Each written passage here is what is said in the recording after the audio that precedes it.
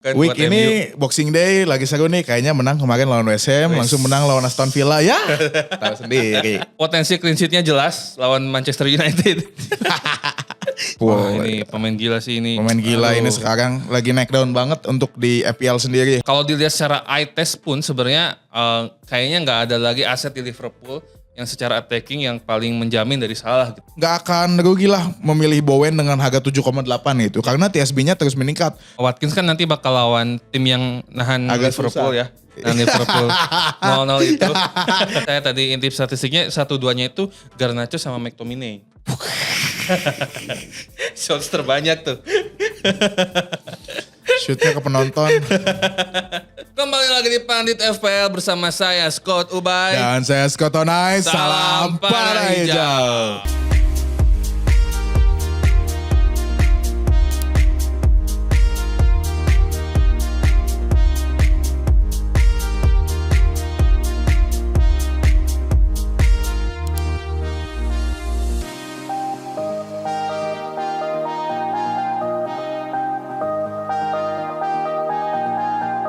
Oke, Scott Onai kembali lagi sekarang meskipun Comeback di waktu yang tidak tepat. Tapi kalau saya nggak comeback, kapan lagi comebacknya? Karena udah 4 match nggak pernah golin gitu. Jadinya buat match tanpa gol gitu kan. week buat MU. ini Boxing Day lagi seru nih, kayaknya menang kemarin lawan West Ham, langsung menang lawan Aston Villa ya. Tahu sendiri. Saya juga lihat statistiknya kayak sedih sendiri gitu. Iya. Aduh, kacau banget ini nih. Kemarin juga kan selain MU yang kalah juga kan Ada Chelsea apa aja juga- yang menarik? Ada yang maksudnya Chelsea kalah tuh udah menarik apa? Bukan udah nggak menarik tidak lagi menarik ya? sih, tidak. Jadi kayak- Sudah.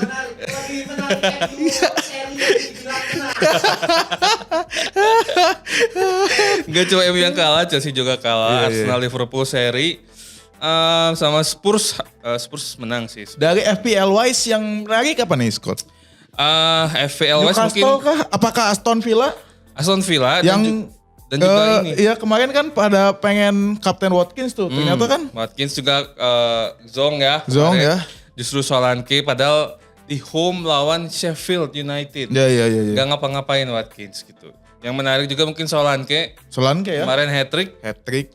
Dan kembalinya Kevin De Bruyne mungkin ya. Iya. Itu menarik ya. Udah ada kabar-kabar Kevin De Bruyne bakal balik nih.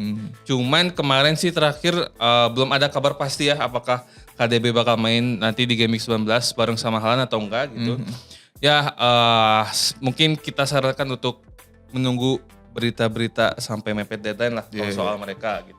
Tapi kan ini untuk Boxing Day sendiri deadline-nya agak mepet. Sepertinya terlalu riskan ketika kita mengambil pemain yang belum pasti bermain gitu. Betul, Lebih baik pemain-pemain yang udah ada di line up utama di squad masing-masing ya. Ya, karena Game Week 19 ini kan berarti deadline-nya hari Selasa, terus Game Week 20 juga di minggu yang sama gitu. Jadi ya berat banget nih bulan Desember ini gitu kan menjelang tahun baru dan rotasi mungkin bakal jadi isu utama gitu buat semuanya, buat semua tim.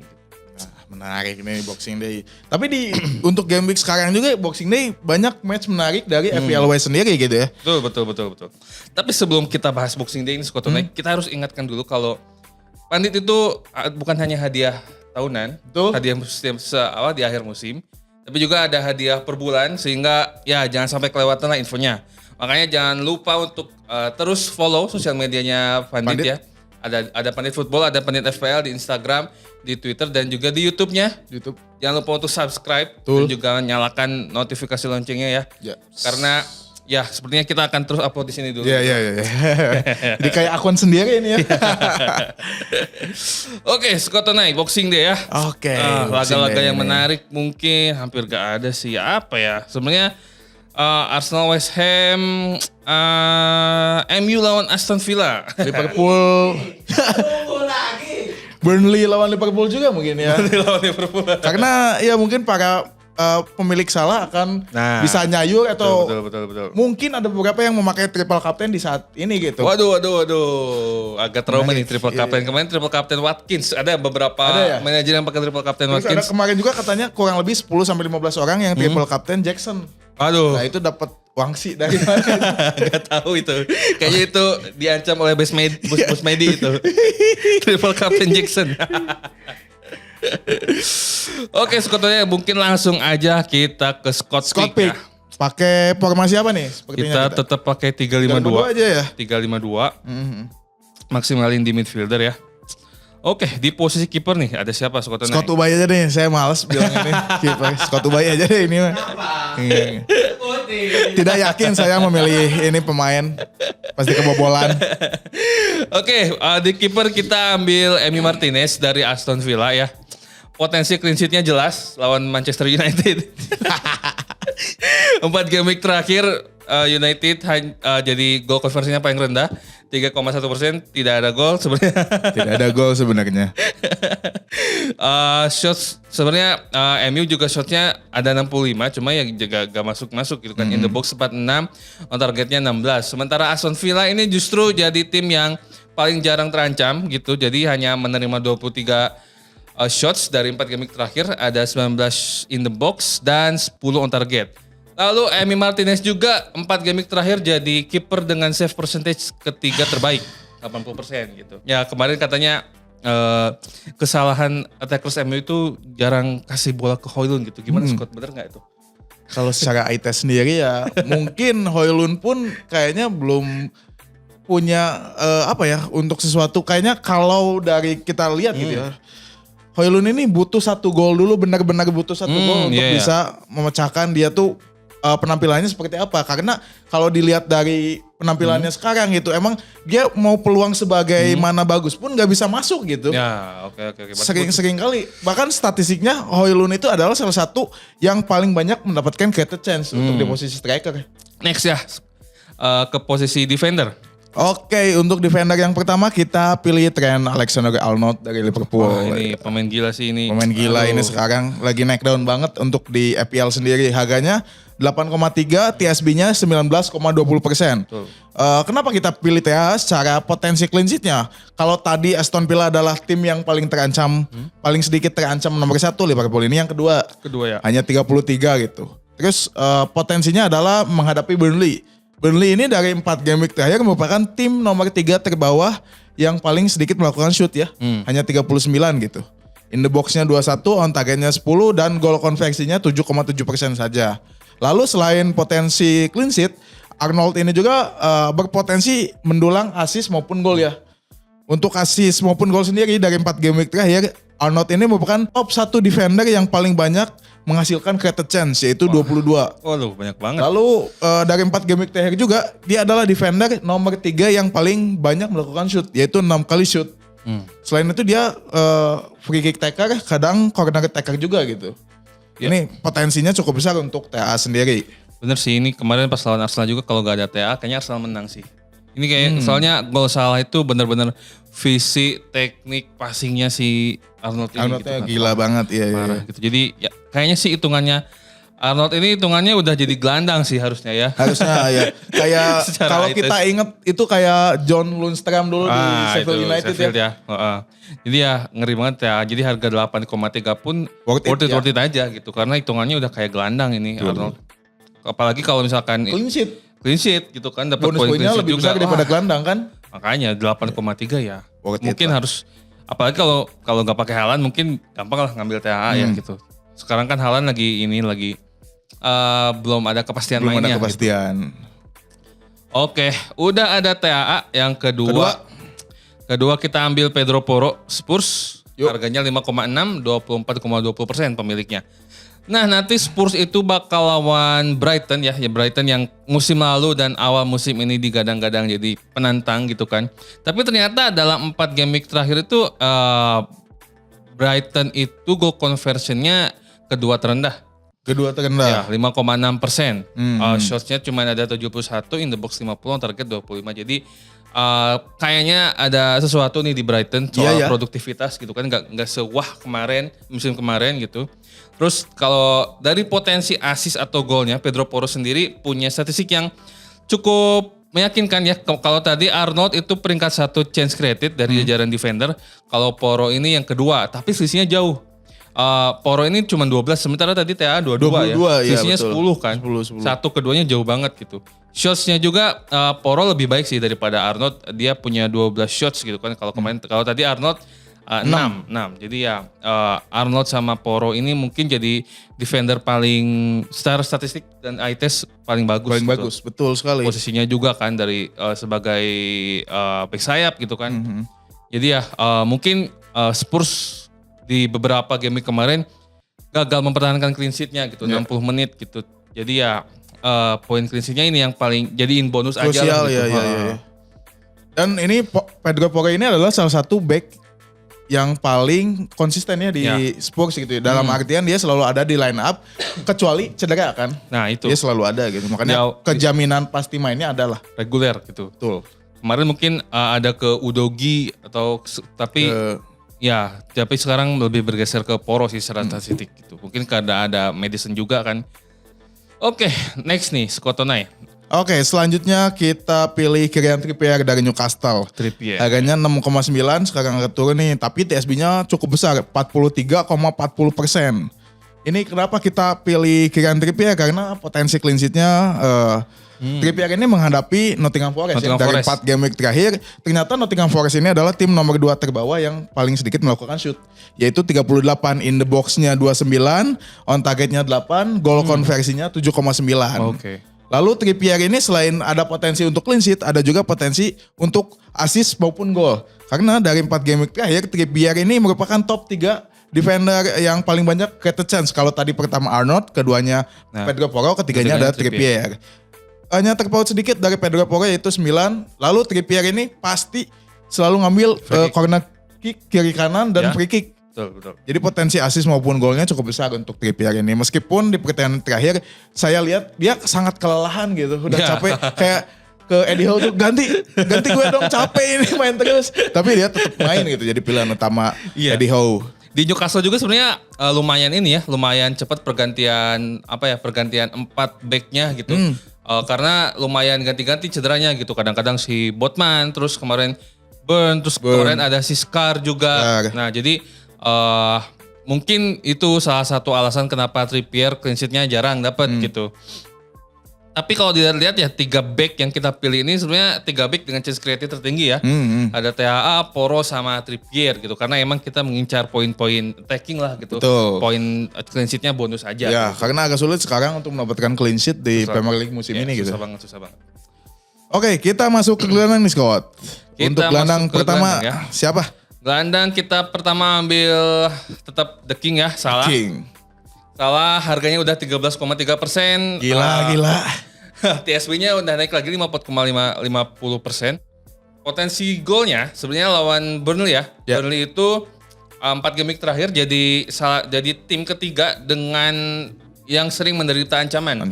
Ada 64 gitu. In the box-nya 50, on targetnya 26. Nah 4 game terakhir juga Salah jadi midfielder atau gelandang dengan shots terbanyak ketiga. Ya.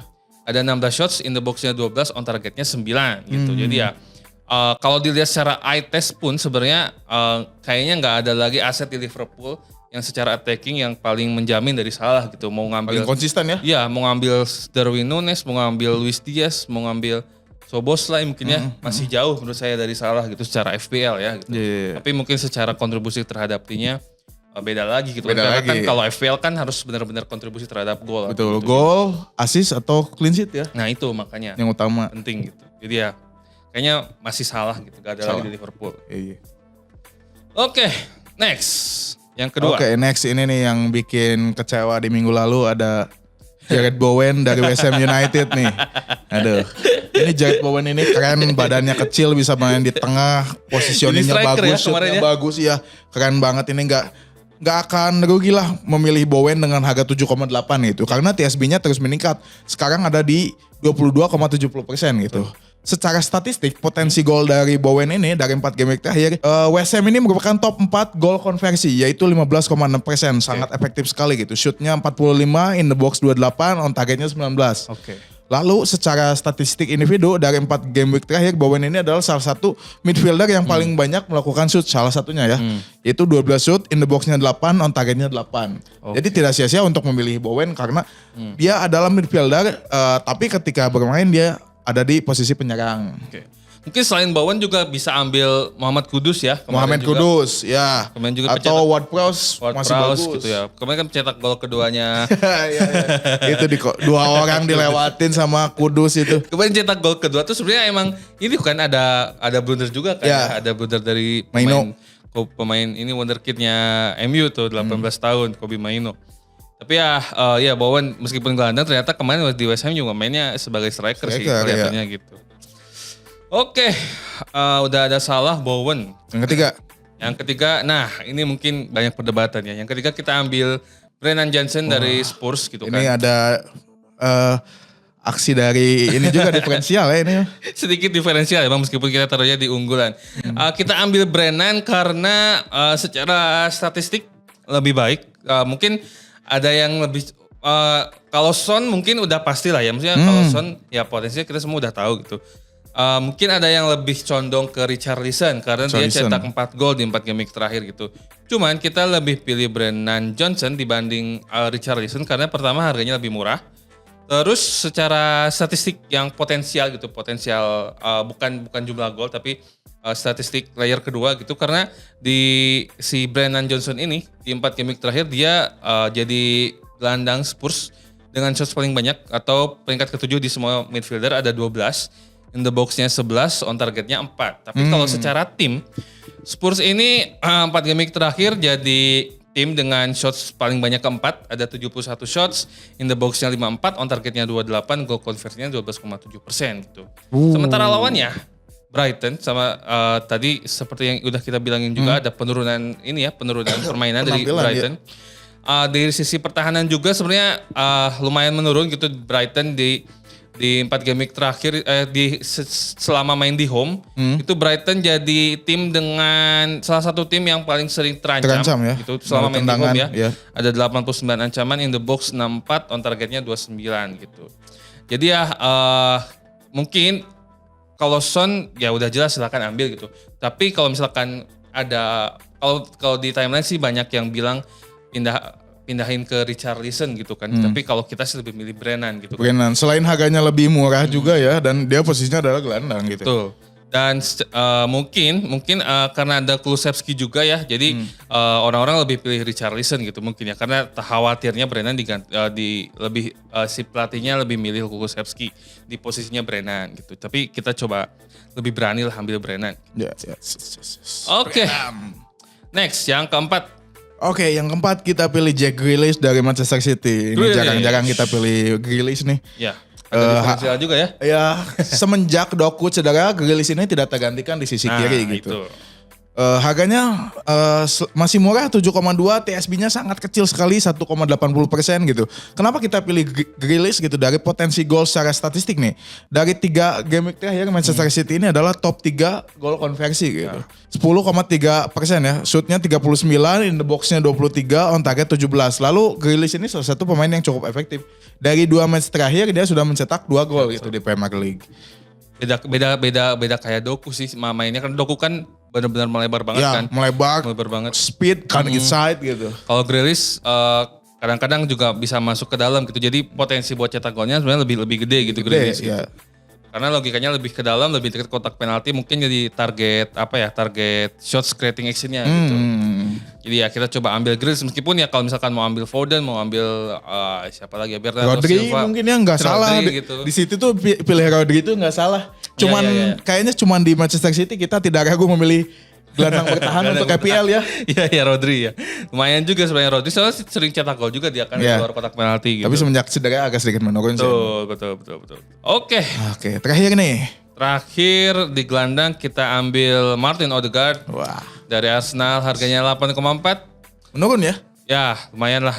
Karena mungkin jarang diambil juga kali ya dibanding Saka gitu. Potensi golnya kalau dari Arsenal sendiri ya 4 game terakhir itu jadi tim peringkat 2 dengan shot terbanyak ada 74. In the box-nya 55, on target 22, goal conversion-nya nggak terlalu bagus 9,5%. Nah nanti lawan West Ham. Nah West Ham ini yang kemarin ngalahin MU ya. Empat game week terakhir sebenarnya jadi peringkat kelima shots conceded gitu 62. Nah kalau secara individu sebenarnya Odegaard itu ada potensi gol sama asisnya gitu karena kemarin juga kasih asis buat Gabriel kan dari free kick. Terus kalau dari shots mungkin 4 game week terakhir bukan yang jajaran atas gitu ya, cuman ada 11, in the box-nya 6, on targetnya 3. Cuman kalau chance created Odegaard itu 5 terbaik gitu di antara midfielder, ada 13 gitu. Jadi ya mungkin ada yang lebih milih Saka gitu kan karena shots-nya lebih banyak, tapi mungkin Odegaard agak seimbang dari potensi gol sama asisnya gitu. Free kick taker juga, corner taker juga gitu. Jadi ya untuk kali ini kita pilih Odegaard dibanding Saka. Menarik nih Odegaard. Selain itu harganya lagi turun. Jadi ketika Odegaard mungkin dapat poin yang cukup bagus dan banyak yang beli, harganya bisa naik lagi itu. Bisa untung ya. Untung. Oke, masuk ke striker nih Skotona. Oke, striker ya. Ada 2 kita ambil. Yang pertama ada siapa nih? Nah, yang pertama yang mengecewakan di game week lalu, tapi semoga di game week ini ya nih dia Watkins nih ya. bersinar ya, Oleh Watkins nih. Karena ya Oleh Watkins nih nggak mungkin nggak dipilih karena sekarang TSB-nya udah lebih dari 50%. Nah itu. Harganya 8,8 cukup standar ya untuk Haaland aja 60%-an kalau nggak salah. Udah turun jauh. Bentar lagi khusus yang Watkins nih. Sebenarnya saya agak kurang setuju karena lawannya agak cukup berat gitu. Tapi berat banget. Tapi secara statistik individu gitu dari Watkins sendiri dari 4 game week terakhir merupakan top 4 forward yang paling banyak melakukan shoot yaitu 12. In the box-nya 10, on targetnya 4. Nah. Lalu dari potensi assist juga ada dari Watkins. Dari 4 game week terakhir dia sudah menciptakan 4 created chance. Kemarin Watkins kan nanti bakal lawan tim yang nahan Agak Liverpool susah. ya. Nah Liverpool 0-0 itu. Tidak penting itu, tidak penting. Tidak penting itu, tidak penting. Itu kan ada banyak yang bilang itu gara-gara duet Varane sama Johnny Evans itu Skotone katanya gitu kan. Nah kalau misalkan nanti MU pakai duet itu lagi, ini Watkins agak mengkhawatirkan juga Betul. Bahaya. Watkins. Syuting minggu depan jangan ngilang. Ya. Kalau kalah liburan, alasannya liburan tahun baru. Oke, striker kedua ya. Ya. Striker kedua kita pilih si hat-trick man gitu kan, Solanke. Ini TSB-nya gila banget ya. Solanke naik banget 23,10%. Gila. Kemarin cetak hat-trick gitu lawan Nottingham Forest, meskipun Nottingham Forestnya emang dapat kartu merah sih. Potensi golnya 4 game terakhir, Bournemouth ini goal conversion paling tinggi ternyata. Wow. 23,1%. Shots-nya 39, in the box-nya 31, on targetnya 14. Nah Solanke itu jadi striker paling banyak kasih shots 4 game terakhir. 13, in the box-nya 13, jadi semuanya ada di in the box. On targetnya 5, golnya 4. Jadi mungkin duet Watkins sama Solanke ini saling melengkapi lah yeah. gitu. Karena harganya juga bukan striker yang harga premium gitu bukan kan. harga premium ya. Selama Haaland belum ada kepastian main, jadi ya kita lebih pilih Watkins sama Solanke. Dengan catatan kalau misalkan Haaland udah dipastikan bakal main ya udah pasti kita juga taruh Haaland di pemain unggulan ya. Dan ketika Haaland dengan catatan ketika Haaland sudah bermain, kita tetap pilih Højlund. Ada 13 pertandingan 0 gol. Statistik gitu. Apalagi kalau KDB udah balik. Udah balik mungkin Haaland bakal lebih ini lagi ya, lebih produktif lagi lah kayak musim lalu. Produktif. Oke, langsung kita masuk ke pemain diferensial Skotona. Yoi. Di posisi kiper kita pilih siapa? Scott Boy. Oke, posisi kiper kita ambil Dubravka-nya Newcastle. Harganya 4,2, TSB-nya 8,3% ya. Di atas 5% sih, tapi nggak apa-apa lah 8,3%. Masih di bawah 10% lah. Masih 10. Potensinya lawan Nottingham Forest yang kemarin kena hat-tricknya Solanke. 4 game week terakhir Nottingham Forest itu jadi tim dengan shots kedua terendah, ada 38 aja. Goal konversinya cuma 7,9%. Tapi 4 game week terakhir itu ternyata Dubravka jadi kiper peringkat 2. Penyelamatannya ya ada 18. Cuman Newcastle juga sebenarnya punya penurunan ini penampilan di lini bertahan. belakang gitu ya. Betul. Karena banyak yang cedera, lalu Nick cedera. Pope juga cedera, jadi Ganti-gantian cederanya gitu Iya, kan. Jadi 4 game week terakhir Newcastle itu jadi tim kedua terbanyak yang sering menerima ancaman. Ada 66, in the box-nya 46, on targetnya 26 gitu. Jadi ya di situ sih risikonya kalau pilih Dubravka ya. Ya. Oke, next nih ke defender ada siapa? Skotonai. Oke, untuk defender kita pilih defendernya dari Latin Town, Dougherty. Bukti. Harganya 4,4, TSB-nya cukup rendah sekali 0,30%.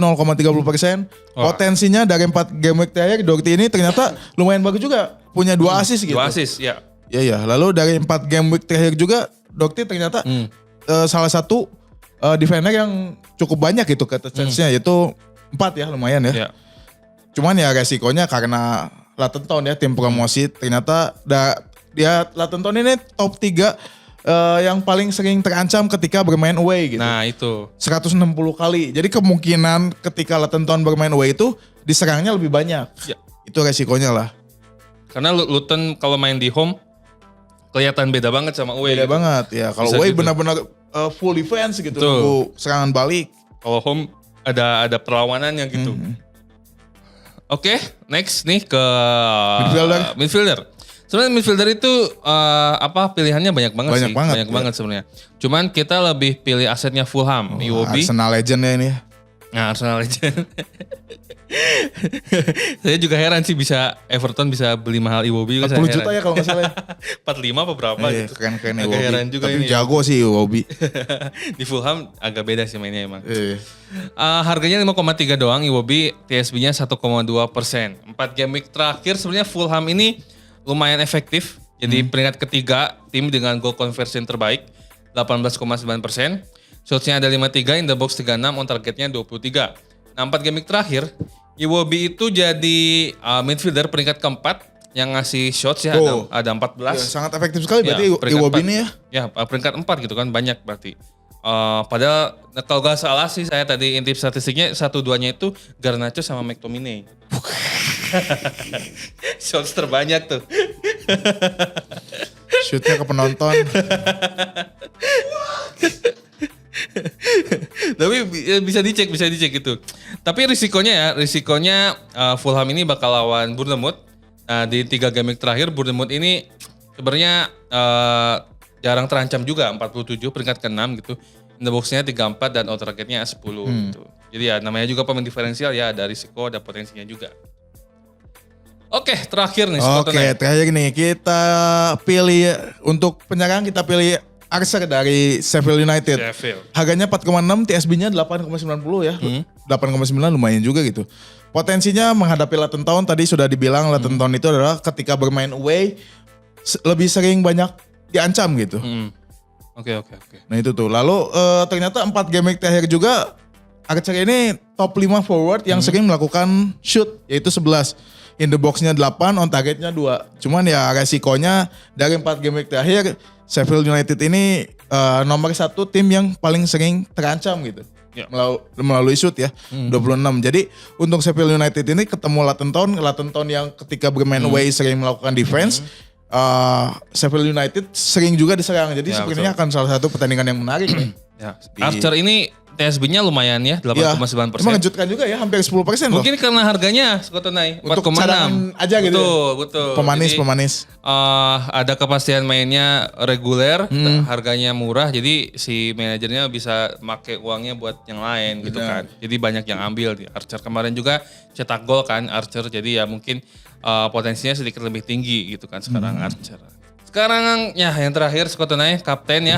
Ini nih yang Susah banget bikin nih, kapten. marah teman-teman manajer yang ada di Twitter tuh, ini pemilihan kapten nih. Susah banget ya bang pilihan kapten ini. Pilihan Kalau kapten ada Haaland susah. mungkin harus kapten Haaland Iya, ya. iya. Tapi kemarin Watkins dengan segala potensinya lawan Sheffield home tetap gak Blank. tetap zong juga gitu kan. Nah, sekarang susah lagi gitu kan. Mau pilih Watkins lagi lawannya berat kan Iya. MU ya.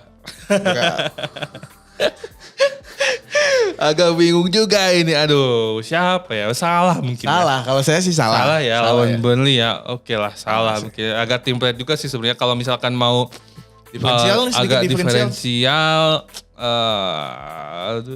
Solanke lah. Soalnya enggak ya? Solanke atau TAA kali ya. TAA ya lumayan sih. Ketua TAA kapten diferensial. Ya lumayan. diferensial banget sih. Mungkin bisa dapat clean sheet-nya atau assist maupun gol. Karena link in banget nih Salah dan Bener. TA tuh. Kalau misalkan TAA kasih assist, dapat clean sheet, Hmm. kaptenin, wah mantep banget. Menarik sih. Menarik. Berarti kalau saya Kapten utamanya adalah Salah, Salah, diferensialnya adalah TAA. TAA nih Sukotonai. Ya. Kalau saya ya antara TAA sama Solanke lah. Solanke. Iya, menarik. Karena kemarin hat-trick lah.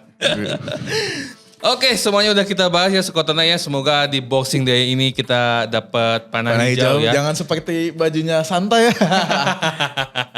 Tadi udah di-tweet tuh sama panitia FPL.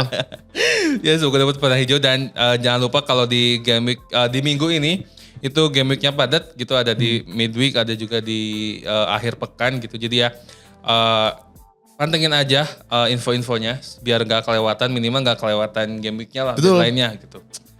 Oke, Sukotonai, terima kasih yang sudah menonton. kasih. Saya Scott Ubay. Saya Scott Tonai, salam panah hijau.